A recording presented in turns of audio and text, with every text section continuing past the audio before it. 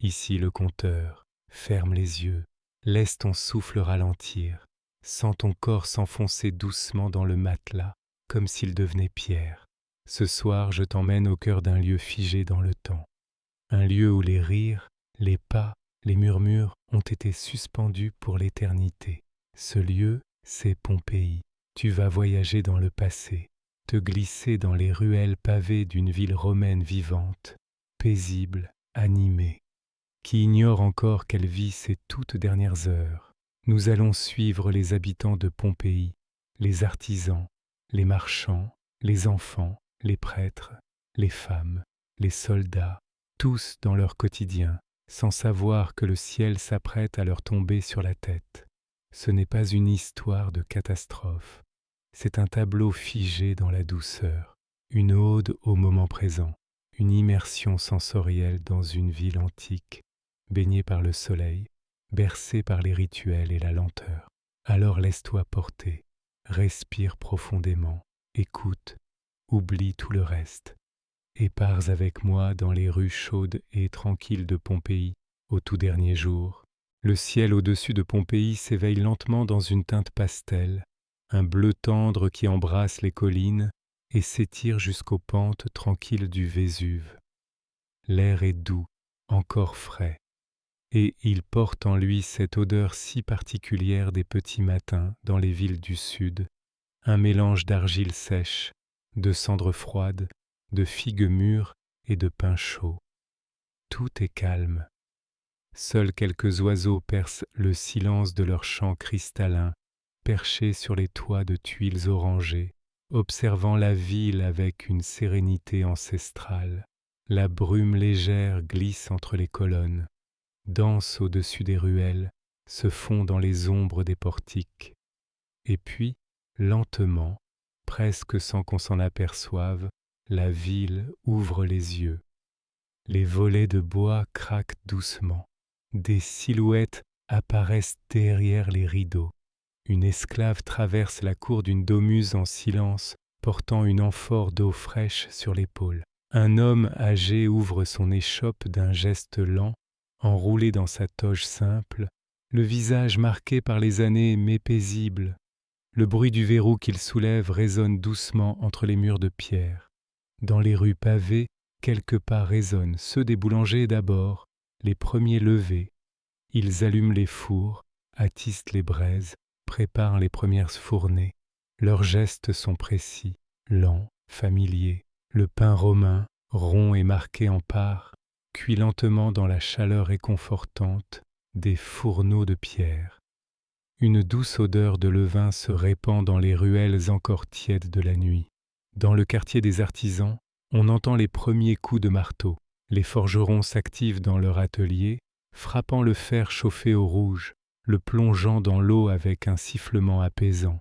Le cuir travaille sous les mains des sandaliers.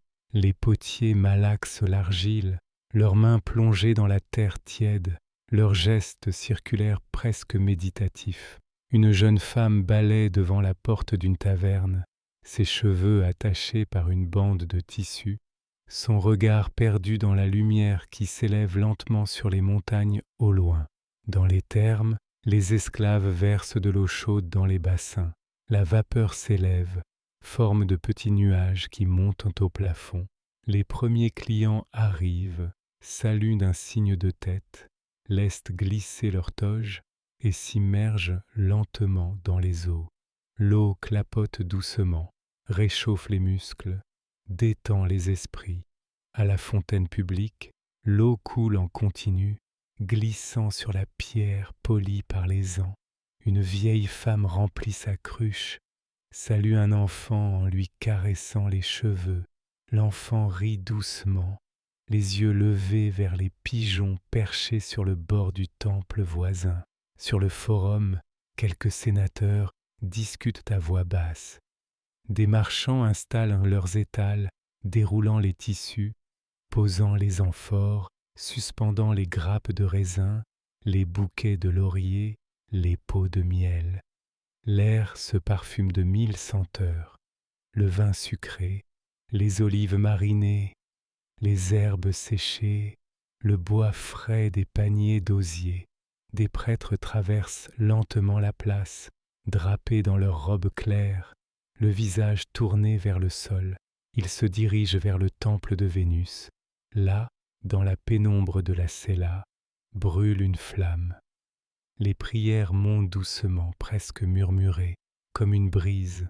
Au sommet d'un petit escalier, un scribe s'installe sur son tabouret. Il ouvre ses rouleaux, trempe son calame dans l'encre et commence à écrire. Ce sont des contes, des commandes, des messages simples. Il ne sait pas qu'il trace les derniers mots d'une ville. Dans une villa sur les hauteurs, un jeune homme s'étire au soleil. Il regarde le ciel, paisible.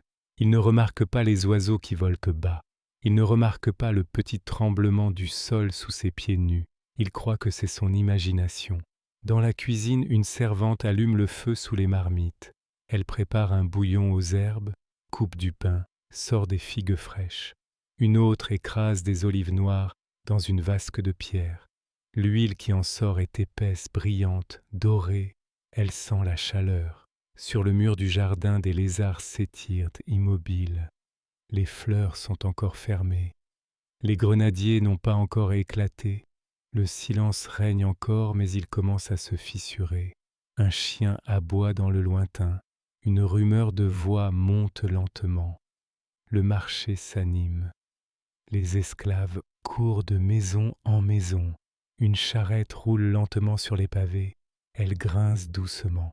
Le soleil, désormais plus haut, fait briller les pierres blanches du forum, illumine les fresques des maisons, révèle les rouges, les ocres, les bleus profonds des murs peints. Dans une domus, un père raconte une histoire à son fils. Il parle de la guerre, des légions, des dieux. L'enfant écoute, fasciné. Il veut devenir soldat. Il ne deviendra jamais soldat. Une femme entre dans un lupanar. Elle salue d'un geste ses collègues, sourit doucement. Elle est fatiguée, mais elle s'installe dans sa petite pièce. Sur les murs, les fresques racontent l'amour. Dans une autre rue, une matrone descend les marches de sa maison. Elle marche lentement, sa toge soyeuse effleurant la poussière. Elle se rend chez la coiffeuse. Elle parle des nouvelles venues de Rome. Elle parle de son fils qui doit rentrer bientôt. Il ne rentrera pas. Le matin s'est désormais pleinement levé. Pompéi respire. Pompéi vite. Chaque rue est une veine qui bat. Chaque maison est une cellule chaude, pleine de lumière, de rire, de gestes simples. Le ciel est limpide. Le Vésuve est calme, personne ne se doute de rien. Le jour s'annonce comme les autres. Les statues de pierre, les fresques, les mosaïques, tout semble figé dans la splendeur. Mais en réalité, tout bouge encore, tout vibre, tout est vivant. Le temps file lentement, comme une goutte de miel. La lumière danse sur les colonnes. Une brise se lève.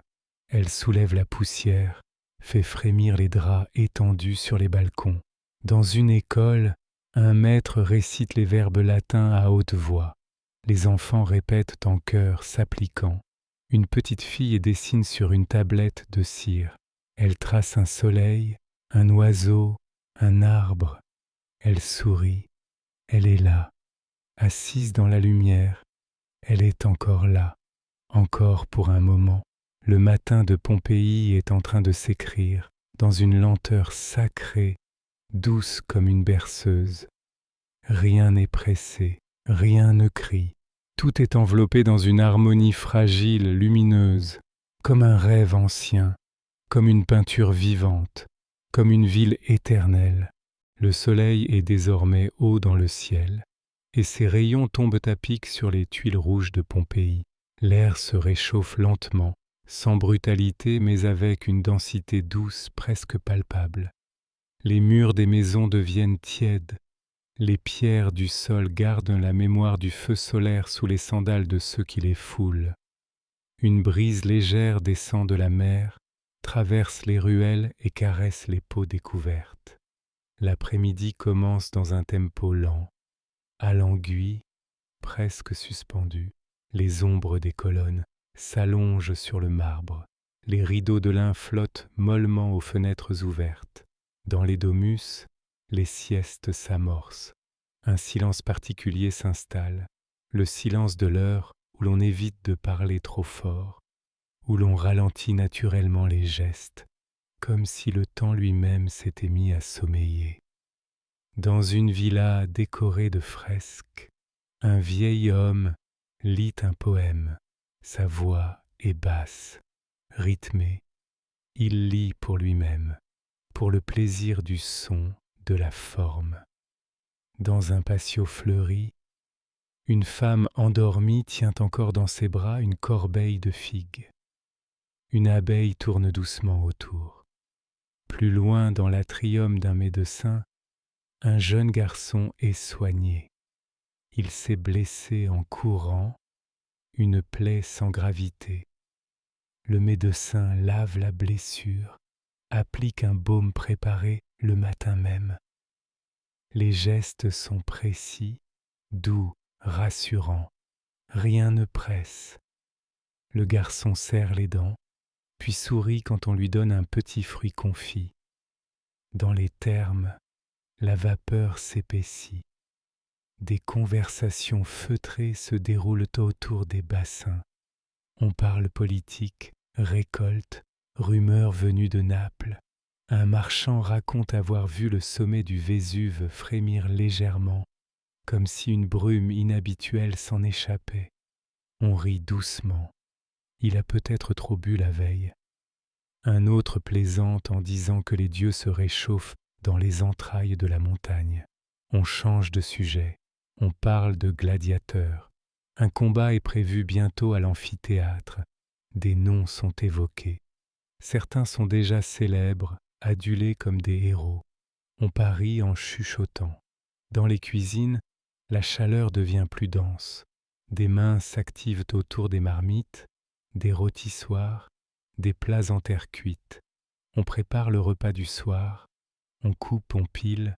On parfume avec de la menthe, du cumin, de l'ail, du garum. L'huile coule lentement sur les légumes rôtis. Un enfant goûte du bout des doigts, grimace, puis rit. Dans le marché, les échanges se poursuivent, plus calmes, plus espacés. Les étoffes flottent au vent, les fruits brillent dans leurs paniers. Des poissons séchés pendent au-dessus des étals. Des amphores des suintent un peu dans la chaleur. Les chiens dorment à l'ombre des comptoirs. Un poète récite des vers à l'entrée d'une boutique. Il espère quelques pièces ou un peu de pain. Il déclame lentement, face à des passants qui ralentissent le pas, l'écoutent un instant, puis reprennent leur chemin. Sur une terrasse, un homme observe le Vésuve. Il remarque une très fine colonne de fumée, presque transparente, s'élevant doucement du sommet. Il fronce les sourcils, puis hausse les épaules. Cela arrive parfois. Il ferme les yeux un instant. Il écoute les cigales, le tintement d'une clochette lointaine, le chant monocorde d'un esclave qui transporte de l'eau. Dans les ruelles, des enfants jouant à la balle, leur rire résonne sur les murs. Ils se poursuivent, se cachent, se relèvent en riant. Une mère les appelle. Ils ne répondent pas. Ils courent encore, insouciants, pleins de cette vie que rien ne trouble. Une prêtresse verse de l'encens sur les braises d'un petit autel. La fumée monte lentement, droite, silencieuse. Elle ferme les yeux, murmure une prière à Vesta. Elle ne sent pas le léger tremblement sous ses pieds. Elle ne le sent pas, ou elle ne veut pas le sentir. Le sol a toujours été vivant ici. C'est la terre des dieux. Des siècles d'habitude ont enseigné aux hommes à ne pas craindre les secousses, à les ignorer, à les recouvrir de rituels. Un philosophe parle à ses élèves sous la colonnade d'un jardin. Il parle de la nature, du feu, de la matière. Il évoque les 4 éléments. Il dit que tout vient du feu, Il dit que tout retournera à lui. Ses paroles glissent lentement dans l'esprit de ses auditeurs. Leurs yeux se perdent dans les lignes pures des sculptures, dans la lumière filtrée à travers les feuilles des oliviers. Un artiste peint un mur, dans une maison en rénovation. Il trace des courbes, des silhouettes mythologiques, des paysages imaginaires. Ses doigts sont tachés de pourpre et d'ocre. Il travaille en silence, concentré. Il ne sait pas qu'il peint les dernières images de cette ville. Il ne sait pas que ses pigments survivront au siècle, figés dans la cendre. Un centurion entre dans la ville par la porte de Nola. Il revient d'une ronde. Son cheval marche lentement. Son visage est calme. Il salue les gardes, descend, s'étire. Il n'a rien remarqué d'étrange, juste un léger vent du sud, plus chaud que d'habitude. Il retire son casque, le pose sur une table.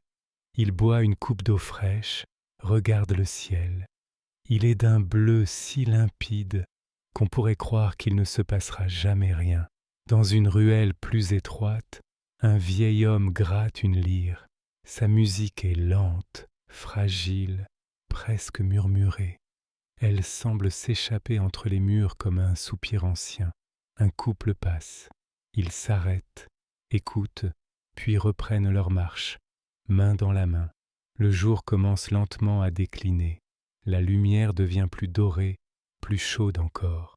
Elle s'accroche aux fresques, glisse sur les mosaïques, fait briller les bijoux, les yeux, les amphores, les larmes invisibles du monde. Une atmosphère étrange s'installe entre calme et tension. Un chat traverse une cour en silence. Il s'arrête. Ses oreilles bougent. Il sent quelque chose que les hommes ne sentent pas encore. Mais la ville continue. Les rires continuent. Le vin coule. Les fourneaux crépitent. Les voix s'élèvent. La vie suit son cours. Rien ne semble pouvoir la troubler. Et pourtant, tout est là, sous la surface. Le souffle de la terre, le murmure du feu, le début d'une fin douce, invisible, silencieuse. Une fin qui ressemble à une après-midi d'été, lumineuse, paisible et infiniment belle. Le soleil descend lentement derrière les collines, étirant des ombres longues entre les colonnes de marbre, sur les mosaïques, dans les cours silencieuses des villas romaines. Le ciel passe du bleu profond à des teintes dorées, puis cuivre, puis un orange presque liquide. Une lueur douce se pose sur les toits de tuiles et fait briller les vitres de mica dans les fenêtres des domus. L'heure du repas approche, et dans la chaleur qui s'adoucit enfin, les rues de Pompéi ralentissent leurs battements. On sent une fatigue douce s'installer, comme après une journée pleine, bien remplie, une journée où tout a eu lieu sans urgence, mais avec la certitude que demain suivra.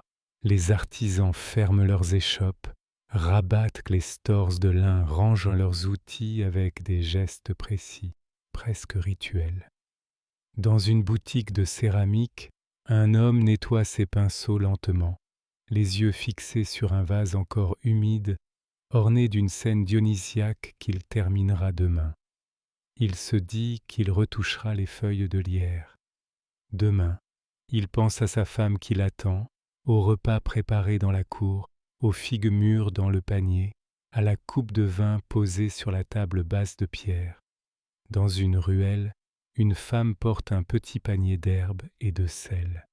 Elle rentre chez elle, les cheveux encore poudrés de farine après la cuisson du pain. Elle fredonne une mélodie ancienne qu'elle tient de sa mère. Le vent du soir glisse entre les murs, fait frémir les lampes suspendues et dépose une odeur de mer et de poussière chaude. À la fontaine, une fillette remplit une jarre. Elle rit quand un éclaboussement mouille ses sandales. Une vieille femme lui sourit, s'appuie sur sa canne sculptée. Elles échangent quelques mots, mais tout est lent, tout est bas, comme si la ville elle-même se préparait à s'endormir. Sur le forum, les conversations sont plus rares maintenant. On parle en petits groupes, on salue ceux qu'on croise sans s'attarder. Des torches sont allumées, fixées au mur, projetant des lueurs dansantes sur les colonnes. Une brume très fine semble flotter au-dessus des dalles, comme si la chaleur du jour hésitait à partir. Les boutiques ferment une à une. Des porteurs tirent les rideaux, verrouillent les battants de bois, saluent les voisins. Le ciel s'assombrit.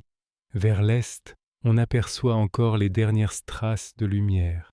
Vers l'ouest, le Vésuve est déjà noyé dans l'ombre. À l'amphithéâtre, vide à cette heure, un groupe de jeunes garçons grimpe sur les gradins en riant. Ils jouent à se battre, à imiter les gestes des gladiateurs, à pousser des cris. Un d'eux s'arrête un instant et regarde la montagne. Il fronce les sourcils. Il croit voir un voile de fumée, très fin, presque transparent. Il cligne des yeux. Ce n'est peut-être rien. Il n'en parle pas. Il redescend en courant, rattrapé par les rires. Dans une domus richement décorée, un festin se prépare.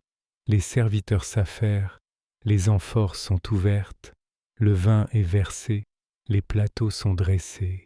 Des musiciens s'installent dans un coin du triclinium. Une joueuse de flûte accorde son souffle. Un joueur de cithare fait vibrer une corde. Les invités arrivent, vêtus de tissus clairs, parfumés, ornés de bijoux. Ils rient, se saluent, s'assoient. Le repas commence dans la lumière chaude des lampes à huile, dans les parfums mêlés du miel, de la cannelle, des figues et du vin sucré. On parle de Rome, des derniers édits, des spectacles à venir. On parle aussi de ce tremblement ressenti plus tôt, un léger frisson, rien de grave. Un homme dit qu'il en a vu d'autres. La terre tremble parfois. Le Vésuve est vieux, mais il dort. Depuis toujours, il dort. Dans un temple, une prêtresse reste seule. Elle prie dans le silence. Les autres sont partis. Elle sent quelque chose, une tension dans l'air. Elle observe la flamme de la lampe sacrée. Elle vacille par instants, sans vent. Elle ferme les yeux. Elle demande au Dieu de parler plus clairement, mais il reste muet. Plus loin, dans une maison modeste, un couple s'étreint dans l'ombre. Leurs corps sont fatigués, leurs mains sont calleuses, mais il y a de la tendresse. Ils se disent peu de choses. Ils n'en ont pas besoin. Ils ferment les yeux, ensemble, dans un silence complet. Le sommeil vient lentement. Dans la rue, un chat traverse une place. Il s'arrête. Il regarde autour de lui. Ses oreilles se dressent. Il semble sentir quelque chose. Il se fige un instant, puis disparaît dans l'ombre. Dans un jardin, des lucioles s'allument, dansent entre les buissons. Des enfants les observent, couchés sur une natte. L'un d'eux demande si les étoiles descendent parfois sur terre. Un vieil homme répond que oui. Parfois, les dieux s'amusent à nous toucher du doigt. Il dit cela d'un ton tranquille. Il ne sait pas à quel point il dit vrai. Le sol tremble de nouveau, légèrement. Une coupe vacille sur une table, mais ne tombe pas. Une fresque semble vibrer très faiblement. Un miroir suspendu se balance presque imperceptiblement. Un homme relève la tête. Il fixe le plafond, puis il sourit. Il dit que c'est le vin, ou peut-être les dieux. Sa femme rit doucement. Elle dit que Vulcain était jaloux. Il veut qu'on se souvienne de lui. Ils s'endorment. Dans un quartier pauvre, un jeune garçon ramasse des vêtements étendus sur une corde. Il les plie soigneusement. Sa sœur prépare une soupe maigre. Leurs parents rentrent du travail. On parle peu. On mange lentement. La lampe vacille. Puis on dort. On dort profondément. Ou on essaie, car quelque chose gronde, très loin, dans la nuit, un grondement profond, comme un souffle enfoui, long, lent, ancien. La terre respire, le Vésuve respire, et Pompéi, tout entière, dort sur ce souffle. Une ville magnifique, endormie sur le flanc d'un géant qui s'agite. Tout est encore là, les peintures, les colonnes, les regards, les sourires, les souvenirs. Tout est encore là, pour quelques heures encore. Le ciel est noir maintenant, pas un bruit ou presque. Parfois un chien aboie, un bébé pleure dans une pièce voisine. Puis le silence revient, ce silence d'avant l'inattendu, ce silence qui ne reviendra plus jamais. Mais personne ne le sait. Chacun respire, chacun dort, chacun rêve. Peut-être même cette nuit-là, la ville a fait un rêve commun. Un rêve de mer bleue, de paix, de vin doux, de lumière infinie. Un rêve sans feu, sans cendre, sans cri. Un rêve doux, un rêve comme une éternité. Le jour ne s'est jamais levé ce matin-là. Le ciel est resté d'un gris étrange, d'un gris dense, presque liquide, qui semblait couler lentement depuis les hauteurs du Vésuve, s'étalant en nappe sur la ville entière, recouvrant les toits, les collines, les colonnes, même la mer, que l'on ne distinguait plus. Il n'y a pas eu de lumière, pas de chant d'oiseaux, pas de vent, seulement un silence de pierre, plus lourd que tous les bruits réunis, et puis dans cette épaisseur figée, un son, sourd, grave, un grondement ancien, comme le souvenir d'un monstre endormi depuis trop longtemps. Le sol a tremblé d'abord doucement puis un peu plus fort. Des coupes sont tombées. Des statues se sont fendues. Un pan de mur s'est écroulé dans un temple. Les gens sont sortis dans les rues, les yeux encore alourdis par le sommeil, le front plissé d'incompréhension. Ils ont levé les yeux. Et là, ils ont vu. Une colonne, noire comme la nuit, s'élevait du sommet du Vésuve, droite comme une lance, et s'élargissait en hauteur, en un immense nuage en forme de pin parasol, s'étalant, couvrant tout le ciel. Elle a été faite de cendres, de roches, de feu, de fumée, de gaz et d'un silence terrifiant. Certains ont crié, d'autres ont couru, beaucoup sont restés immobiles, figés devant la beauté monstrueuse de cette apparition. Puis la pluie est venue, une pluie de pierres ponces, blanche et légère d'abord, tombant en douceur comme une neige bizarre, sans bruit. On tendait la main, on observait, on ne comprenait pas. Les pierres devenaient plus grosses, le sol était tapissé, les toits commençaient à gémir sous le poids. Des cris ont résonné, des enfants ont pleuré, on s'est regroupé dans les maisons, on a calfeutré les portes, on a récité les prières, on a embrassé les siens. Dans les temples, les prêtres ont offert les derniers encens, les dernières huiles. On a prié pour Vesta, pour Jupiter, pour Pluton, pour n'importe quelle divinité qui daignerait entendre. Le forum s'est vidé. Les rues se sont transformées en rivières de pierre.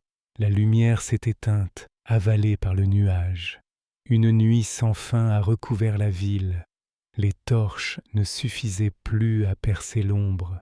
Le vent s'est levé, chaud, chargé de soufre, coupant, brûlant les gorges, les yeux. Le sol vibrait sans cesse, comme si le cœur de la terre battait trop vite, trop fort, trop proche. Et pourtant, au milieu de cette confusion, certains continuaient. Un boulanger a voulu finir sa fournée. Il s'est accroché à son four, y a glissé les derniers pains. Il est resté là, jusqu'à ce que le toit s'effondre. Une femme est descendue à la cave avec ses enfants, les serrant contre elle. Elle leur a murmuré une histoire pour les calmer. Un centurion est resté debout à l'entrée de la caserne, observant la montagne, comme s'il pouvait la défier. Une vieille femme a sorti une statuette de Vénus de son coffret et l'a posée sur la table, au centre de sa maison, pour qu'elle voie venir la faim. Une servante a allumé une lampe et l'a tenue jusqu'à ce que la fumée l'étouffe. Le temps s'étirait, l'air devenait plus lourd, plus irrespirable, les toits cédaient, les colonnes tombaient, les fresques se fendaient, et toujours cette pluie de cendres continue, insistante, profonde. À chaque respiration, la poussière entrait, dans les narines, dans la gorge, dans les poumons. Beaucoup se sont couchés, ont fermé les yeux, ont attendu. Certains ont tenté de fuir vers la mer, mais la mer aussi avait reculé. Le rivage était sec, anormal. L'eau avait fui. La mer aussi avait peur. Au nord, la ville d'Herculanum était déjà en train de disparaître. Mais à Pompéi, on ne le savait pas. On était seul, coupé du monde, pris dans un rêve de pierre. Le matin est devenu après-midi, mais il n'y avait pas de soleil pour le dire. Tout était rouge, gris, noir. Des chiens errants couraient en cercle. Des chevaux brisaient leurs cordes. Des oiseaux tombaient du ciel, étouffés. Puis, soudain, un silence, une accalmie, un souffle retenu, un instant de répit. On a cru que c'était fini. On a pleuré de soulagement. On a prié encore. Mais la montagne n'avait pas fini. Elle retenait son souffle pour mieux l'expirer. Et alors, ce fut la nuée ardente, un grondement plus grave, plus profond, comme une bête qui rugit en mourant, et d'un coup, une vague, pas une vague d'eau, une vague de cendres brûlantes, de gaz, de feu, de roches, de mort. Elle descendit la pente, à toute vitesse, avalant tout, soufflant tout. Elle entra dans Pompéi comme un vent divin, étouffant, silencieux, absolu. Elle n'a laissé aucun répit.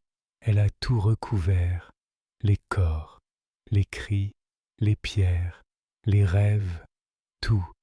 Les maisons ont été figées, les gestes aussi. Un homme, debout, protégeant sa femme, une femme, assise, tenant son enfant contre elle, un chien, attaché, couché sur le flanc, une table dressée, une coupe à moitié vide, une fresque encore humide. Tout s'est arrêté, comme si le temps d'un coup avait été figé, comme si le monde avait été pétrifié, mais sans violence, avec une lenteur si parfaite que cela ressemblait à de la paix. Puis plus rien, un silence qui dura des siècles de cendres, de terre, d'oubli. La végétation a recouvert la ville, la mémoire s'est dissipée. Pompéi est devenu un mot perdu, un nom effacé, jusqu'au jour où doucement la main des hommes a creusé. Et sous les couches de silence, elle a retrouvé la vie, une vie arrêtée, mais une vie. Les fresques étaient là, les maisons, les outils, les os, les murs, les mots et les gestes, chaque chose exactement là où elle était, comme si la ville avait juste fermé les yeux, comme si elle dormait encore, comme si elle attendait. Aujourd'hui, les pas résonnent sur ces pavés, des voix racontent, des regards redécouvrent, et dans chaque recoin, une histoire revient à la surface. Une voix, un souffle, un souvenir. Pompéi n'est pas morte, elle est figée, immobile, silencieuse, éternelle. Elle dort dans la pierre, et parfois, quand le vent souffle sur ses ruines, on croit entendre des rires, des chants, des pas, des voix. Peut-être qu'ils sont encore là, peut-être que rien n'a jamais disparu. Peut-être que l'éternité est une ville endormie sous la cendre où le temps a cessé de fuir. Ferme les yeux, respire lentement, tu es là, tu es à Pompéi, et le feu s'est tu, et le silence dure encore, et dans ce silence tu peux dormir, doucement, lentement, longtemps. Si cette histoire vous a plu, pensez à liker, à vous abonner, et à activer la cloche pour ne pas rater les prochaines. C'était le compteur. À bientôt pour de nouvelles histoires.